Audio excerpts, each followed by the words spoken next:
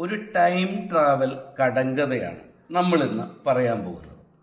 ചോദ്യം ആദ്യം മുതൽ ശ്രദ്ധിച്ച് കേൾക്കണം. ചോദ്യത്തിനുള്ളിൽ തന്നെ ഉത്തരമുണ്ടായിരിക്കും എന്ന് നിങ്ങൾക്കറിയാം. ശ്രദ്ധിച്ച് കേട്ടാൽ കൃത്യമായിട്ട് മനസ്സിലാകും. ഒരാൾക്ക് ഒരു ടൈം ട്രാവൽ കാർ ഉണ്ടായിരുന്നു. ഈ കാറിനൊരു പ്രത്യേകതയുള്ളത്, ഈ കാറ് പാസ്റ്റിലേക്ക്, അതായത് ഭൂതകാലത്തിലേക്ക് മാത്രമേ യാത്ര ചെയ്യുള്ളൂ. ഇദ്ദേഹം എന്നും രാവിലെ എണീക്കും, ഈ കാറിൽ കയറും, ജോലിക്ക് പോകും, വൈകുന്നേരം തിരികെ വീട്ടിൽ വരും. ഇതിങ്ങനെ തുടർന്നുകൊണ്ടേയിരുന്നു. കുറേ നാൾ കഴിഞ്ഞപ്പോൾ ഈ കാറ് ബ്രേക്ക് ഡൗൺ ആയി. പിന്നെ ഉപയോഗിക്കാൻ കഴിയാത്ത ഒരവസ്ഥയിലേക്ക് ഈ കാർ എത്തിച്ചേർന്നു.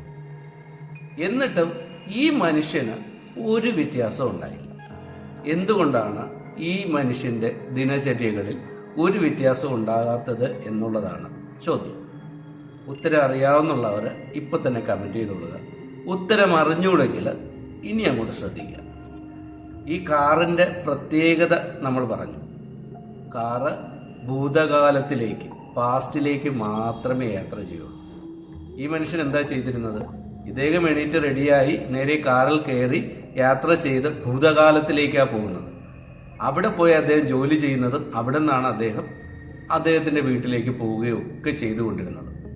നിലവിൽ അദ്ദേഹം റിട്ടയർ ചെയ്ത ഒരു മനുഷ്യനാണ്. അദ്ദേഹത്തിന് ജോലിയില്ല.